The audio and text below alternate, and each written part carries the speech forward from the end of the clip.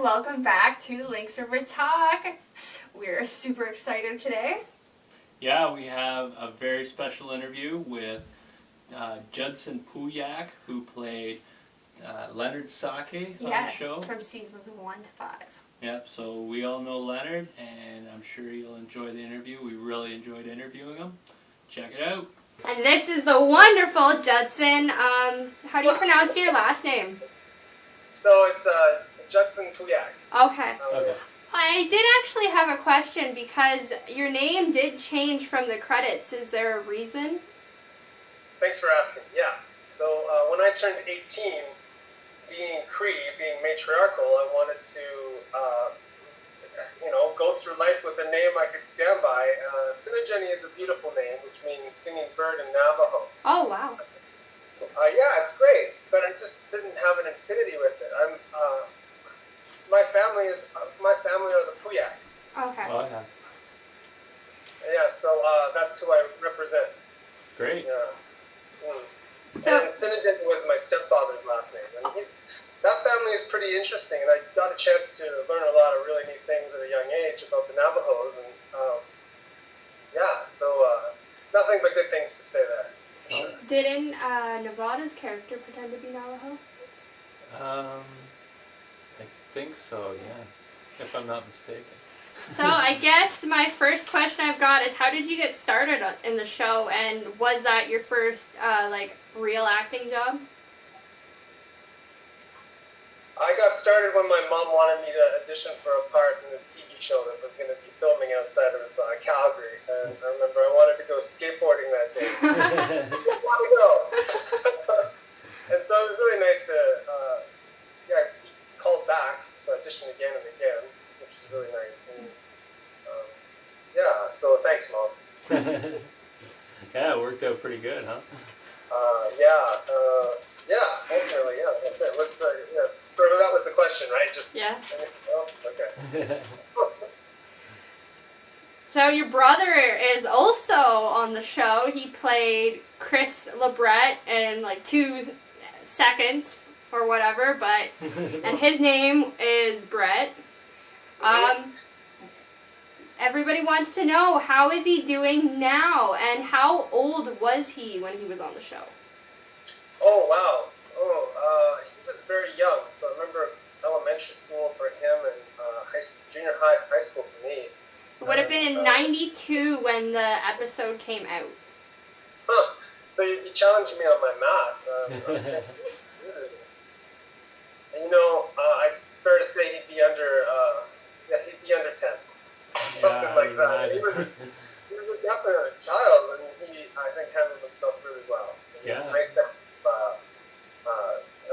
that community where everyone would seem to be involved at that moment.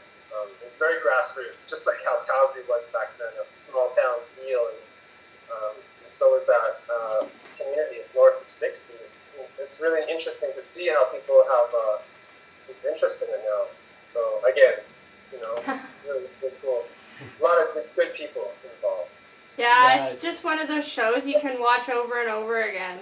Everyone we've talked to that had anything to do with the show has been really great, and they've been really nice people. It's really been a pleasure to talk to all of them, yourself included. Well, thank you. Yeah, we haven't interviewed a whole lot. I've been doing it really slow, especially since we're only on reviewing episode 5 of season 2. So I want to go through generally some of the smaller characters and that first.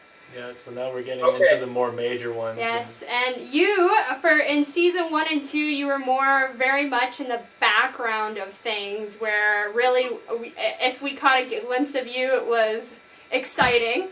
But then in season 3, you start...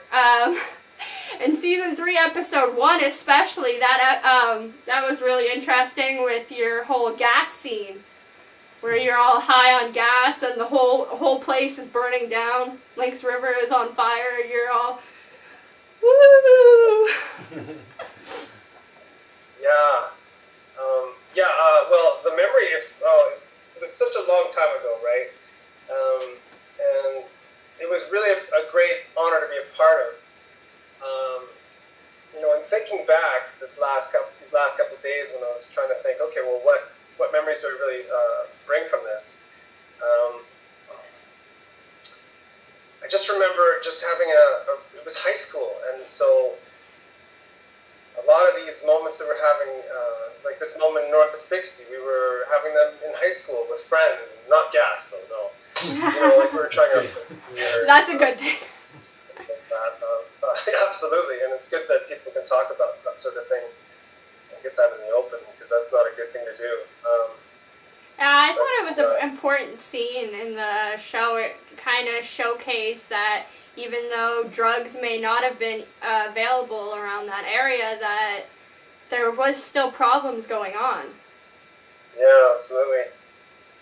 Yeah, and life imitates art and so forth. And yeah, I just remember a lot of interesting times in Calgary, and growing up, we all have those stories. But in that scene, yeah, it's funny kind of pretending to be high. Hey, Hannah, want a party? Yeah, you had to do a lot more acting than you had so far at that point, right? So. I hadn't really thought of myself as an actor, really. I just thought of myself, wow, I get to be a part of this group of people that gets to tell a story. And I was,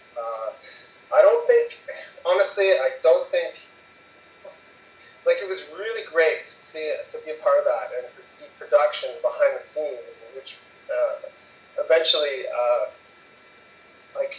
it grew my love of production and problem solving and making things happen behind the scenes as well. It was nice to be in front of the scene and try that out, but I found my passion did grow for more behind the scenes and helping people tell their stories, which I find myself in working in production now. I always have been. It's just it's great to see people with that light in their eyes, just tell these stories and be able to help them ultimately. My passion for the acting, I don't think it was as strong as other people's, but it was really good to see and be a part of, and to have people stand behind me and say, yeah, you could go and do this. They believed in me, and I felt really, I felt honored. But I did find out that, I wasn't really, there's so many other passions too in art and in life.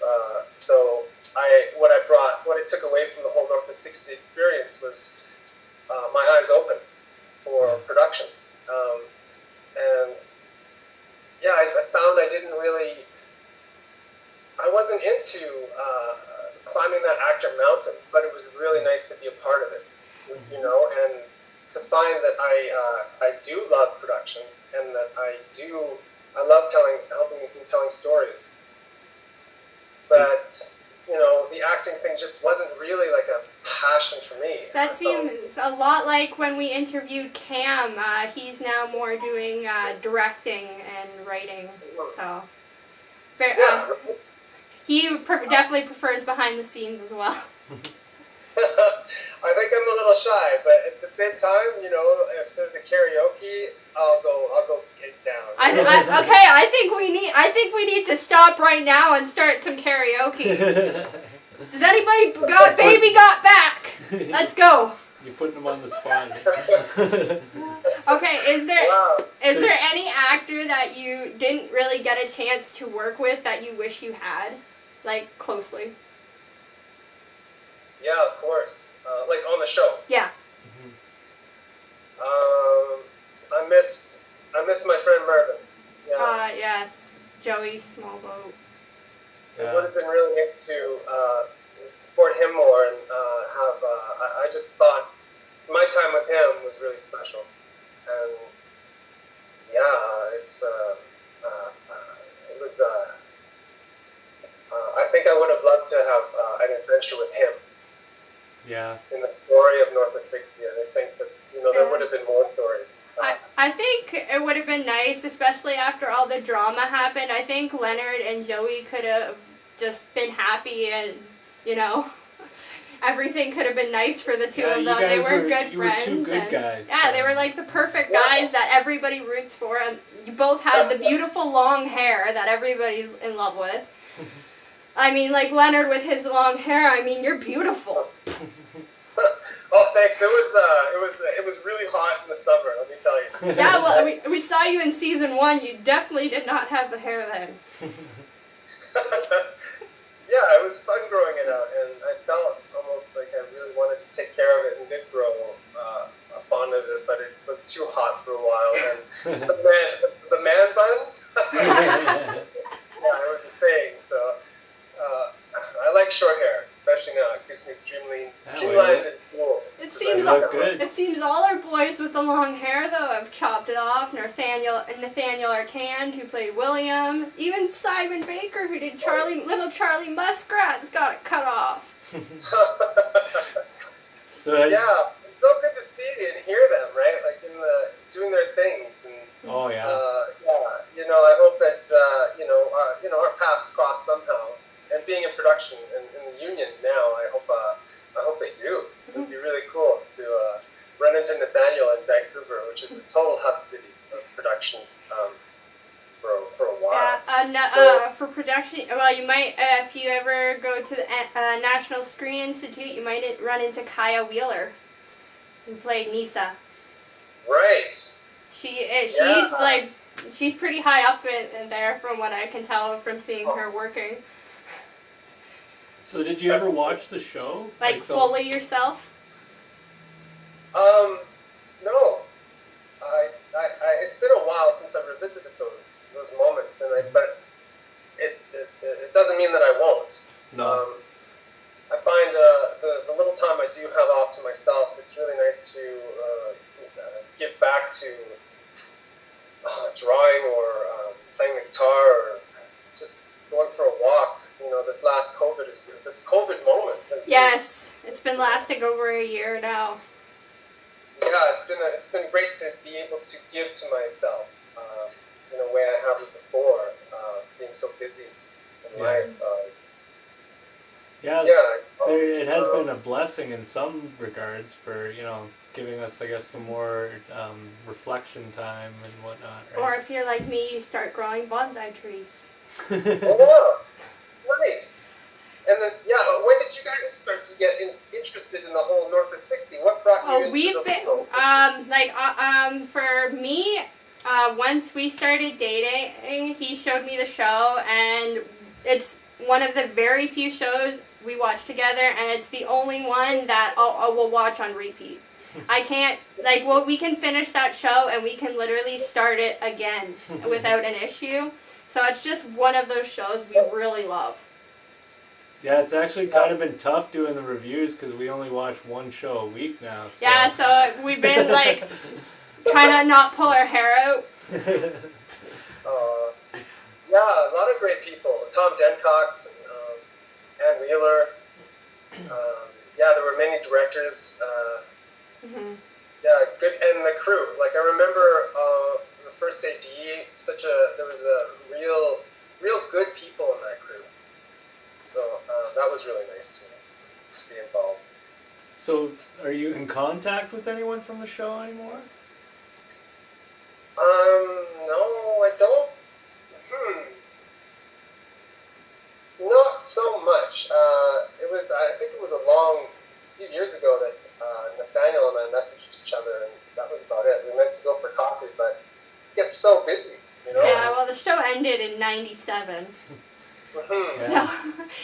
And it's really interesting. That's weird. I hear oh my gosh, Michelle Thrush. Yeah, Sylvie Lebret. And Tina Keeper, sorry. And she was going Michelle for Kennedy. politics, and I think that was really, oh wow. really great. Well, she was an MP, was she not? Right. Yeah. I know during COVID time she's been teaching her granddaughter homeschooling. Yeah, a lot of people are doing that. Yeah, but she's doing it for her granddaughter. It's kind of neat. She's not doing it for her kid. She's doing it for her granddaughter. Yeah. So it's nice to hear and of course see people and their successes. And you have good memories. Ultimately, building on my own here, and it's nice to think that I was a part of that in the small way that I was. I never really being in high school and being on the show, and people knew that, hey, there's that kid who does the show, and so it was easy to make friends. That was really neat. That was a good thing about it. So just a lot of good people, a lot of lessons along the way. You know, everyone has them. So did you have any big behind the scenes moments? Anything memorable happen?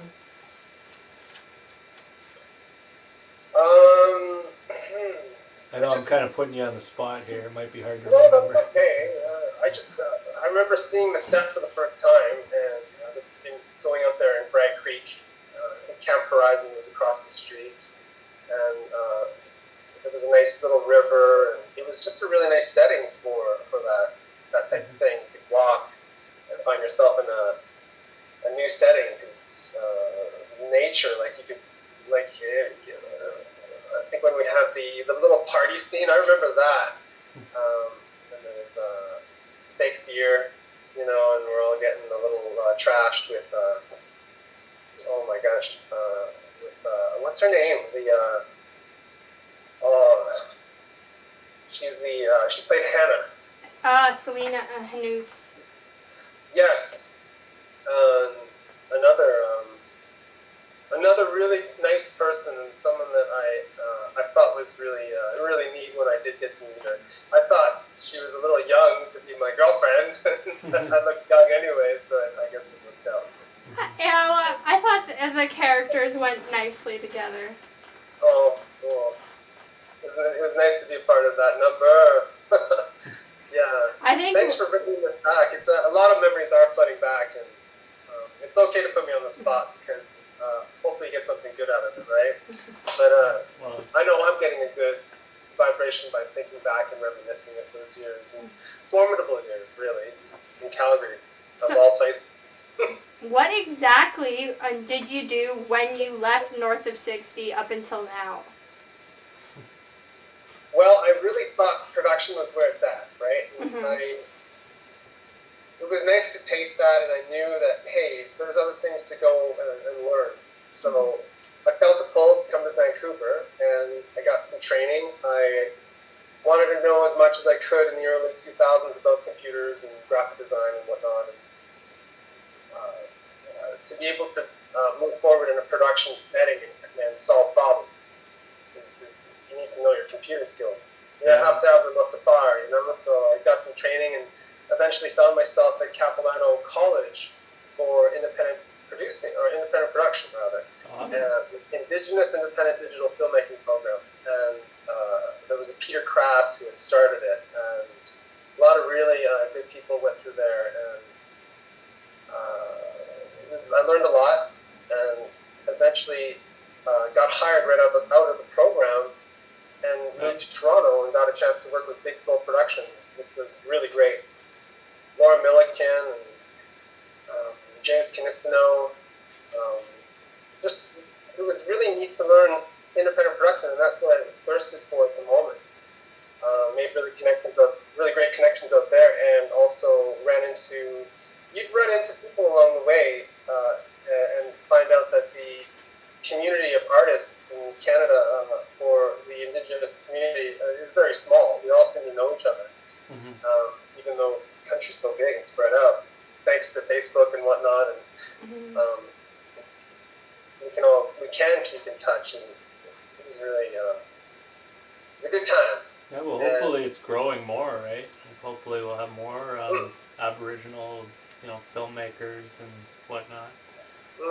Yeah, ABTN just put that at the scene and allowed a lot of independent producers to have a platform, which is really great. And there's good people on the board, and I believe in them, and I'd love to see more stories for sure, and how people can use technology to tell these amazing stories in a way that's inspiring, creative, visionary.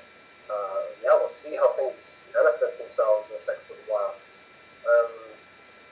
But then after Toronto and working in independent production, I found that, there's no union really looking after me. And I mean, as an actor, you had UBCP, or that's BC. You had ACTRA, I believe,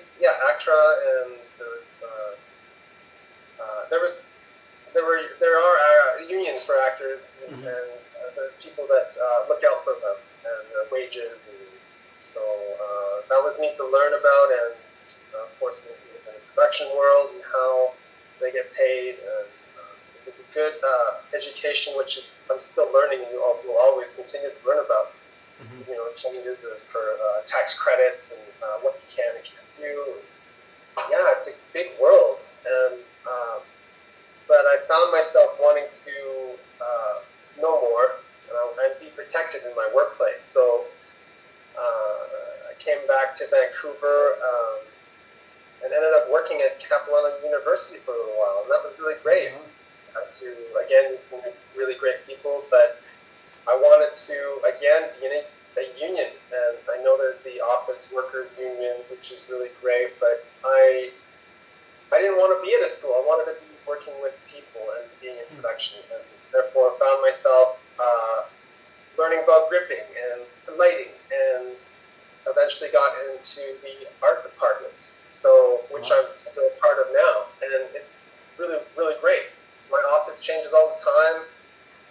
I get to work with really solid people who are actually doing stuff, and I'm still learning about the processes of filmmaking, and it seems like you've been learning like your whole life. You probably have a lot of knowledge amassed. hopefully, maybe in the future I can teach. I don't know, but you need to learn more about that too, right? How to teach kids. My memories are muddy. To quote the Tragically Hip, right? Of north of 60, but I remember really good feelings of learning about people and to be grateful for people and where they come from. It was nice to see a lot of different backgrounds come together in the community of Lynx River, because we were different nations that CBC had brought together to tell these stories. It was really, really cool to be a part of.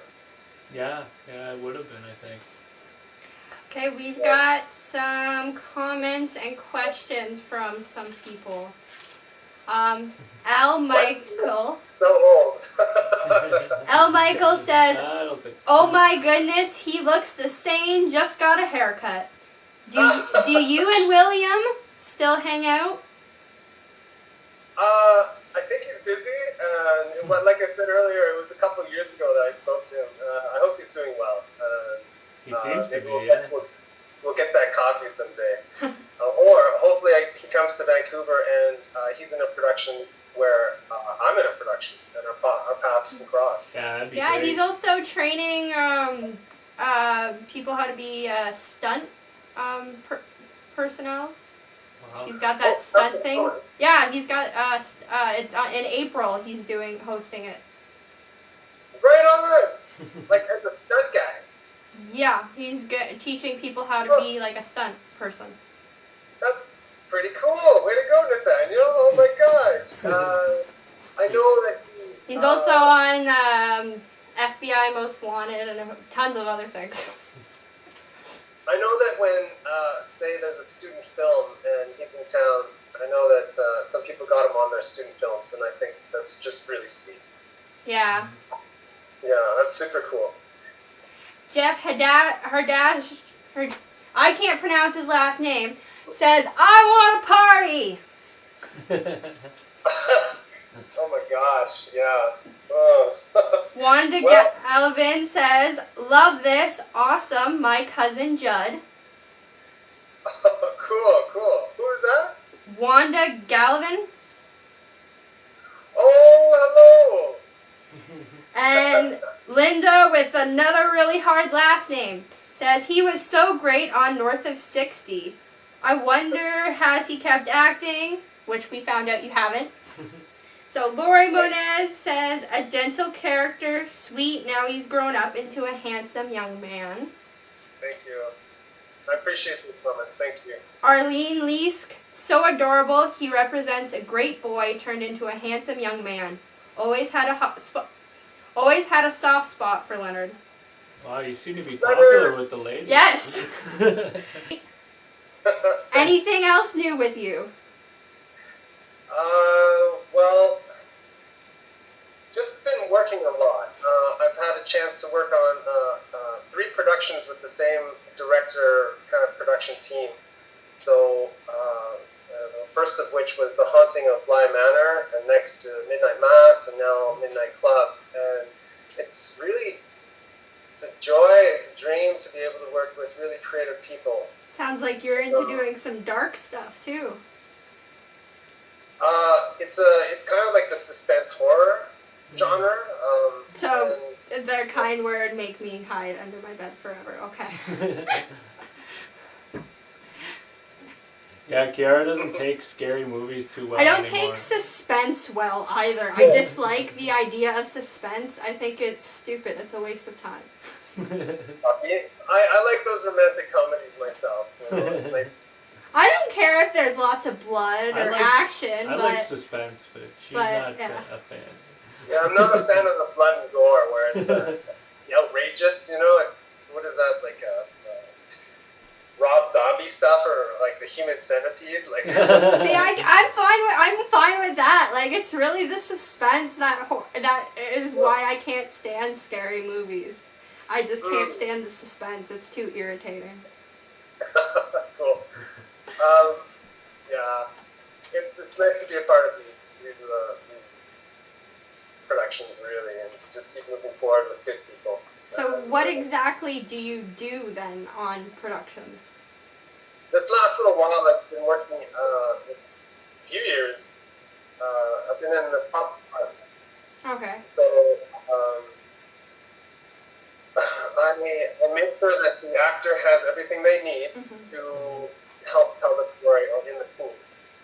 And I get to work with a really amazing department headed by Melinda Watts and Cody. And then you get to work with all the actors that way too. Yeah. And again, it's the team, right? Yeah. So everybody's hyper-focused on making good things happen within a certain amount of time that you're given during the day. Yeah. So that's really exciting. It's like a marathon.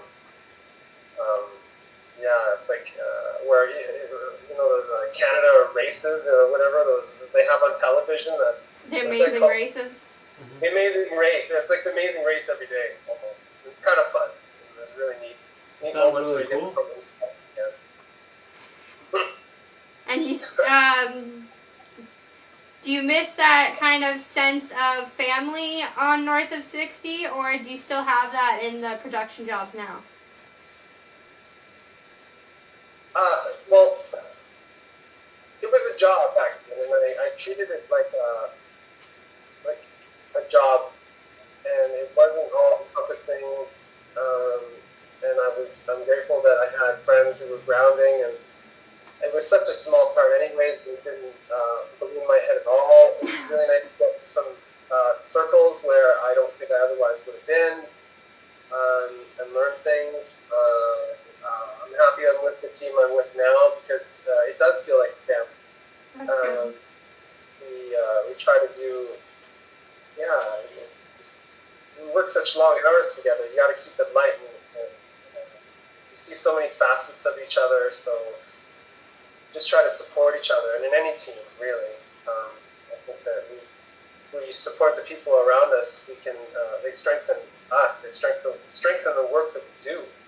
So I guess I'm passionate about understanding HR and how we can go forward and making good things happen when it's really tough. And sometimes it's really tough, but you get through it. You know, and it's good to sing while you work. Yeah, stuff like that. So have you got any projects coming up on the horizon, or have you just kind of, you're still finishing one and you haven't really moved on to the next yet? I'm still involved in this one, and we'll see how things go. I think there's a little break coming up for us, which is good. So it gives us time it'll give us as a crew like a couple of weeks to focus on our lives, and then I think we get back to work again. it's been really interesting with the COVID and how productions have started up and then followed through with their protectionisms and testing.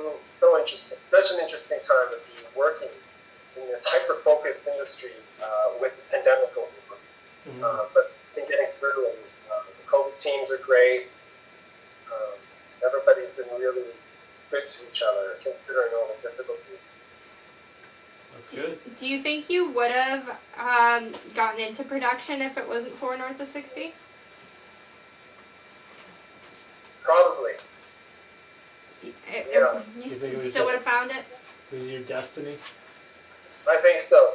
Because I remember at a young age thinking, I want to be in the entertainment industry because, if anything goes on, like world wars or whatever, there'll always be somebody who wants to be taken away into a world of make-believe. They'll always want a story. I love that. Honestly, that's like the best thing reason I've ever heard. I wanted to be an astronaut and a comedian when I was a young child. So comedic astronaut. I Yeah. don't think I've seen that yet. I always knew entertainment was there, and as soon as I could really sniff out and be aware of the production behind the scenes, I was hooked. I was like, wow, these are my people. So cool. So do you still skateboard? Sorry? Do you still skateboard? No, I broke my ankle a long time ago, and wow. Funny story I don't want to get into really, because I was kind of on a skateboard, but broke my ankle, and I thought, I better take a big part from here on. So, It's a lot safer. yeah, hey, keep safe, everybody. Yeah, I like laughing at him when he falls. Yeah, I skateboard with my son still. So. Oh, Yeah, and then when he falls, I laugh. That's my job. cool. I remember those blue pants, like the New Deal. Oh yeah. Yeah, I had a New Deal sweatshirt, I think. I don't even know what wow. is. It's still around. Cool. I have no clue what you're talking about. Just I'm too young. Skateboarding clothes from the 90s.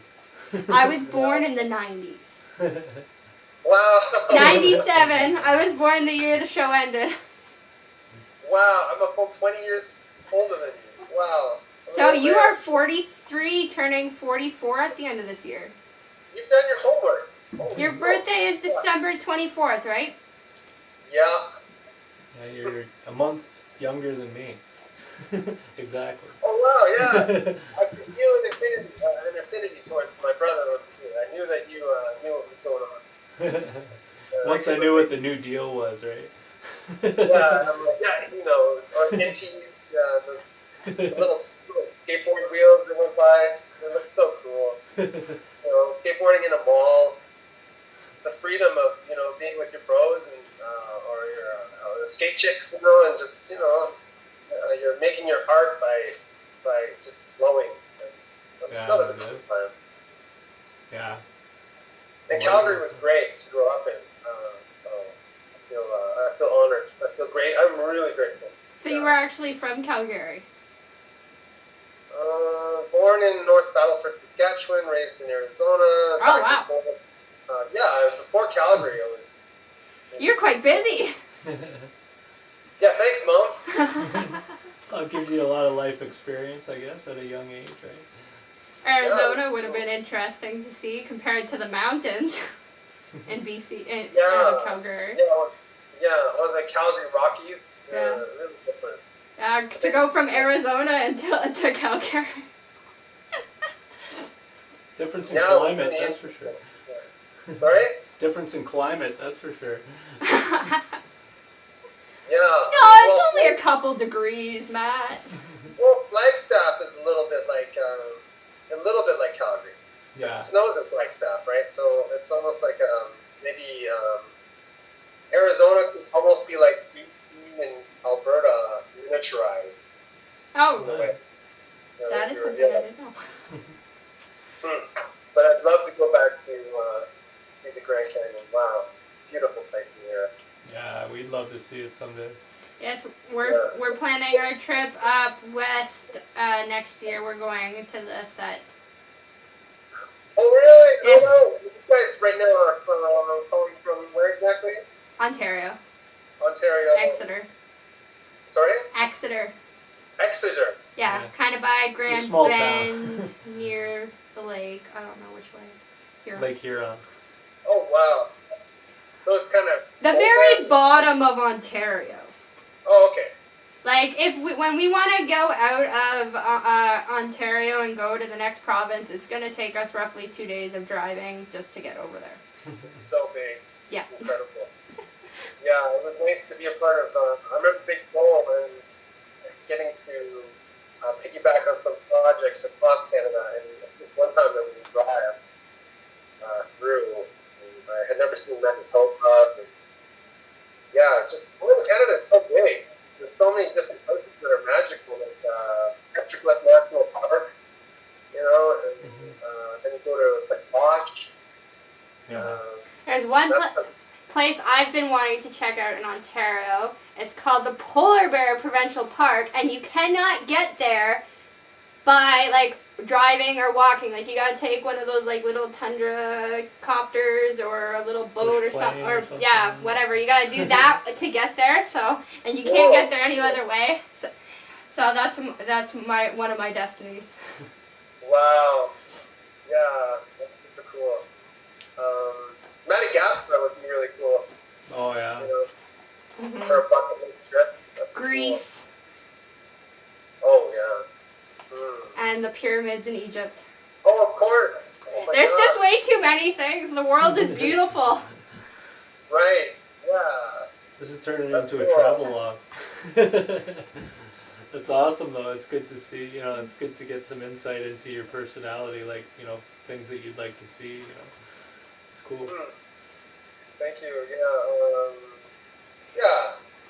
I'm still a kid at heart. Little toys and comic books. Oh, yeah. What's your favorite comic? That's the hard one. It's like the colors. But I love so many different colors. It's hard to put. Yeah, the Death of Robin. That was a good little mini series. Or I got a chance to meet some of these pencilers and artists at Comic Cons and whatnot. And Oh yeah. they're like, wow, I remember reading this when I was a child, and here I am meeting the guy who drew it. That was amazing. And it's one of those things that I get to experience in my current work environment, where I get to work with people who have worked on so many cool things. Like there's this stunt guy named Lars. His last name. He was a Teenage Mutant Ninja Turtle. He worked with Chuck Norris, David Carradine. One of the best movies of all time, Lone Wolf McQuade, with Chuck Norris and David Carradine in 1983. Oh, yeah. Super cool movie. I usually know old movies. That one I don't. Yeah. He's made me watch a lot of old ones. Well, there's Unforgiven. Yeah. Super good. Do I know it? Like, super Yeah. amazing. We've seen it. See, I don't even know which ones I've seen either. I have to ask him if I've seen it. Clint Eastwood. Clint Eastwood and Morgan Freeman. I don't like him. You like Morgan Freeman. Yeah, but I don't really like Clint Eastwood. He's all cowboy. He did this amazing performance, though. It's such a great movie, Unforgiven. And it's up there with Lone Wolf McQuade, which is one of the best, I think, modern-day spaghetti westerns. Well, you said it had Morgan Freeman in it, Well, a so lot I of probably people, liked it. there've been a lot of mention that since we've been talking about North of 60 about one of Clint Eastwood's movies, Outlaw Josie Wales, because apparently it was one of the first productions that had a lot of Aboriginal people on it. Right. Chief Dan George was a big star in that movie, and there were quite a few other Aboriginal actors in it, I think. That reminds me, in '97, I got a chance to go to Italy, and I got to be in a movie called At the West. At the time, it was called Neo West, which meant My West. But I think they changed it. It did change it to Gunslinger's Revenge. It was David Bowie and Harvey Townsend. And they had taken, I think, roughly 20 First Nations people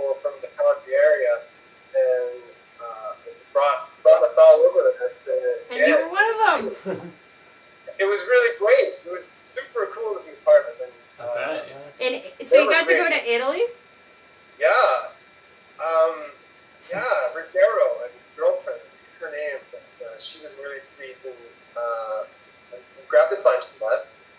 Took us over to be in this movie for 5 days of shooting, and then we had 5 days of having a whole bus to drive around from, where do we go? Aosta Valley, where we were filming, which is a great, beautiful place in northern Italy, southern France. And this little ski town was shut down, and we filmed in this little valley. It was just so beautiful, really great. And Sounds really awesome. yeah, good food, amazing. Wow. And never got a chance to work with David Bowie, but Harvey Keitel did fly in for his scene, and everyone wanted to go meet him and whatnot. I remember going, yeah, whatever, I'm going to stay in this little place. It's warmer in here. But yeah, cool people to be with, and I think they had Peruvians playing native people, and then they got native indigenous people from Alberta dance. So that was a specific skill set for that. So really cool. And then we were coming back and thinking, wow, that was great. But now I'll have to audition. Keep auditioning. My heart wasn't into it. Yeah. And that's when I really felt pulled to know more about production behind the scenes. Well, you definitely seem to have made a great career for yourself. I mean, and it's been pretty awesome hearing about it. Thank you. Yeah, we definitely have enjoyed our time with you. This has been probably Asked about something I was a part of that I found that I still have good memories about. They're powerful moments. I got to be part of it. So thanks for reminding me. That in every life you have these moments and just treasure them, keep moving forward, doing the best that